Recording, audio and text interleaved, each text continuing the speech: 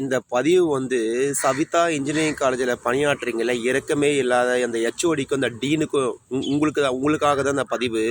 வெளியவே வரமாட்டீங்க வெளியவே வரமாட்டேன்னு சொல்லிட்டு எவ்வளோ பிடிவாதமாக இருந்தீங்க. உங்களை நடு ரோட்டுக்கு நேற்று வர வச்சாங்களா? நடு ரோட்டுக்கு வர வச்சாங்களா உங்களுக்கு? என்ன ஒரு திமிர்தனம்! சின்ன நாய் தானே, அனாதை நாய் தானே, தெரு நாய் தானே, அதை சாவடிச்சா எவன் கேள்வி கேட்க போகிறான்ன்றதானே உங்களுக்கு உள்ளுக்குள்ள ஒரு எண்ணம். ஆனால் கடவுள் சும்மா விட மாட்டான். தெரு நாயாக இருந்தாலும் உங்களை கேள்வி கேட்டான் பார்த்தியா? உங்களை கேள்வி கேட்க வச்சான் பார்த்தீங்களா? எல்லா மீடியாவும் வர வச்சாங்களா பார்த்தீங்களா? நடு ரோட்டில் உங்களை நிற்க வச்சான் பார்த்தீங்களா? எல்லா ஹெச்ஓடி வெளியே நின்னீங்களா?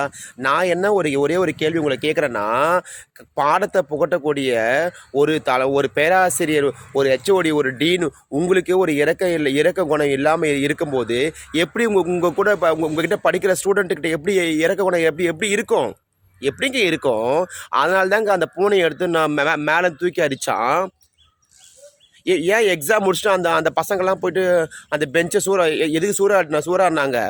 உங்ககிட்ட இருக்க பழக்க வழக்கம் தான் ஸ்டூடெண்ட்டுக்கு வந்திருக்குது. ஆனால் சீரியஸ் சொல்கிறீங்களே, 5 அறிவுள்ள நாய் தானே, அந்த நாயை சாவடிச்சா என்ன நடக்க போகுது நீ நினச்ச பார்த்தியா? உன்னோட மனக்கணக்கை உடைக்கிற மாதிரி பார்த்தியா கடவுள் பாரு. 5 அறிவு நாய்க்கும் கடவுள் வந்து இறங்கி வந்தார் பார்த்தீங்களா? உங்களை நடுவடுக்கு இழுத்தாரு. இதுதான் உனக்கு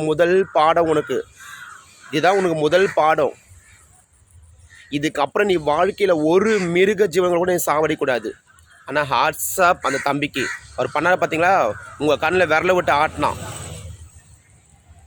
நான் என்ன சொல்கிறேன்னா, ஒரு 3 பேர் சேர்ந்து ஒரு பப்பியை சாவடிச்சிருக்கீங்களே, ஆம்பளை தன வீரத்தை போய் ரோட்டில் போய் காட்டுறா. போயிட்டு கஞ்சாய் சுற்றுறாங்களா அவங்கள போய் காட்டு. போலி அரசியல்வாதி பண்ணானா அவங்கள போய் காட்டு. அவனுங்கிட்டலாம் உன் பருப்பு வேகாது உனக்கு. ஆனால் சூப்பர், உன் மூஞ்ச தெர போட்டு ரோட்டில் காட்டினாங்க பாரு. எல்லா யூடியூப்னு ஆசைப்பட்டாங்க பாரு உன்னை. இதுக்கப்புறம் நீ அடங்கி உக்காரணும். நீ அந்த வீடியோ எடுத்த ஸ்டூடெண்ட் மேலே நீ எது பண்ணாலும் சரி, அது உன் மேலே தான் பிரச்சனை வரும். அவனுங்க கரெக்டாக அந்த 3 வருஷம் அவங்க முடிச்சு வெளியே வர வரைக்கும் அவங்க மேலே எந்த பிரச்சனையும் இல்லாமல் ஆக்ஷன் எடுக்காமல் நீ வந்து அவங்கள அமைதியாக விட்டுட்டா நீ தப்பிச்ச. ஆனால் திருப்பி 1 வருஷம் 2 வருஷம் கழிச்சு நீ வந்து உன்னோட கம்பேக்கை கொண்டு வந்தேன்னு வச்சுக்கலாம், உன்னை யாரும் சும்மா விட மாட்டாங்க. Mister Savitha, super.